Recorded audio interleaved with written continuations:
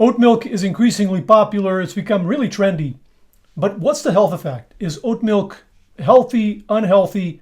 What does the science show? One randomized trial compared oat milk to soy milk and cow milk. They found that oat milk lowered cholesterol, total cholesterol and LDL cholesterol, more than cow milk, and similar to soy. Both were equally effective, although the effect was modest, a 9% reduction in LDL cholesterol. This is probably due to the beta-glucan in oats, which is a type of fiber in there, a type of soluble fiber.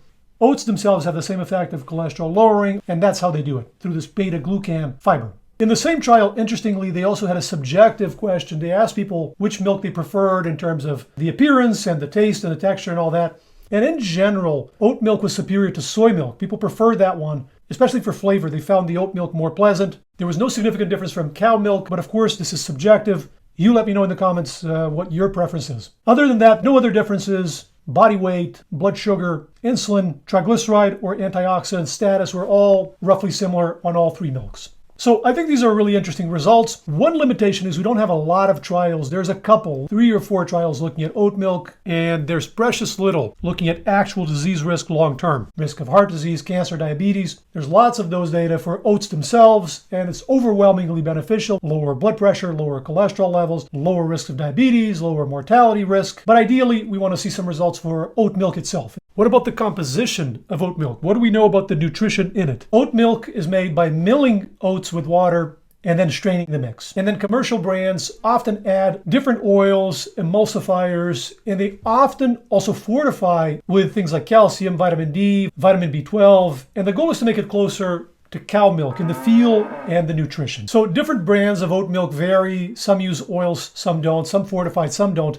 So we're going to look at some specific examples of specific brands and the composition and all these factors so you have all the information and can make an informed choice. So here's how oat milk compares to soy milk and cow milk. This is per cup, 240 milliliters, and we're looking at whole cow milk. If it's skim milk or something like that, it'll have less fat. Typical soy milk, typical oat milk, unsweetened, no sugar added. Some differences are obvious. Cow milk has more saturated fat and more cholesterol, and the plant milks have a bit more fiber. But they're not huge differences. Plant milks are not a big source of fiber. Plant milks also tend to be a bit lower in calories if they're unsweetened. The main concern with oat milk is the protein content. Soy milk is pretty close to cow milk in the amount of protein, but oat milk typically has a lot less. And then when we look at the fortified components, the calcium, the vitamin D, this varies a lot depending on the brand. Brands that fortify are usually pretty close to cow milk. If they don't fortify, then they have a lot less of these nutrients. Now, like we said, this varies a lot from brand to brand.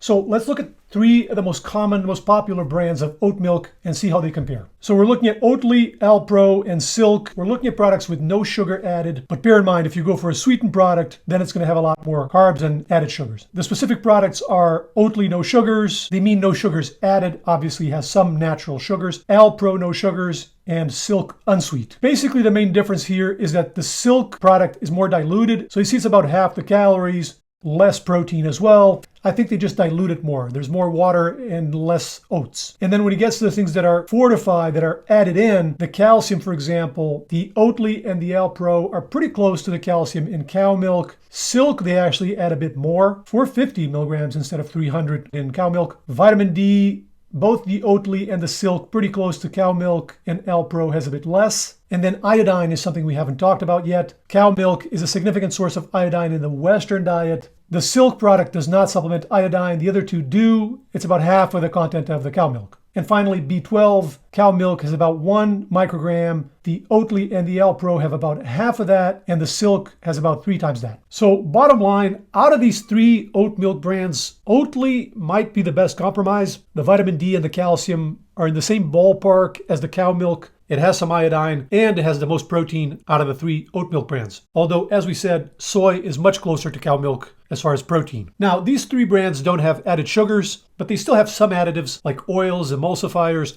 So for people who want fewer additives, there are some options in the market. So this is one example. They advertise there's no oil in it, no added sugars, and some other additives like gum, they don't have that either. Basically, they boast it's a simpler recipe. It's just oats, water, and some salt, and they fortify as well. So there's calcium, vitamin D, and B12. Then there's another brand, Elmhurst. I'm not affiliated with any of them. I don't have any connection, but they boast an even purer form. It's just oats, water, and a pinch of salt. They even say there's no glyphosate, so I guess the oats are organic. So they're really marketing to the purists, but also they don't fortify.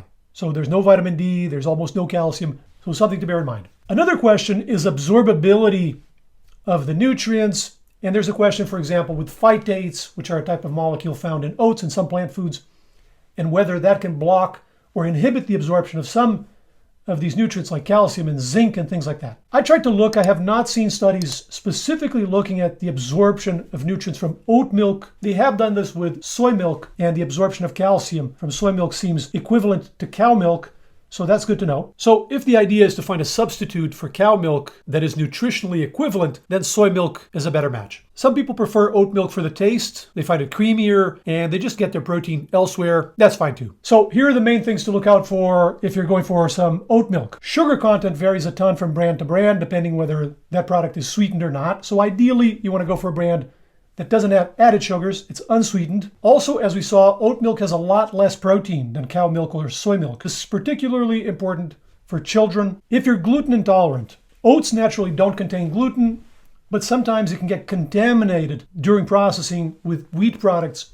So if you're gluten intolerant, you want to look for certified gluten-free oat products that are processed separately. Another thing is the content of beta-glucan. We talked about that type of soluble fiber that is responsible for a lot of the benefits of oats. The content of beta-glucan in the oat milk varies a lot. That's because the processing of the oat milk can sometimes destroy some of the beta-glucan, so it varies a lot from brand to brand. In general, the more fiber and the more soluble fiber is contained, the higher the likelihood that it's a good source of beta-glucan. And finally, you want to pay close attention to the fortification. Like we said, this varies a lot from brand to brand, and depending on the brand, they can have as much calcium, vitamin D, vitamin B12 as cow milk, or not. If your favorite oat milk doesn't have one of these nutrients, it's no big deal, but you want to know so you can plan your diet accordingly and get that elsewhere. For a complete head-to-head face-off between cow milk and soy milk, check out this previous video, and I'll see you in there.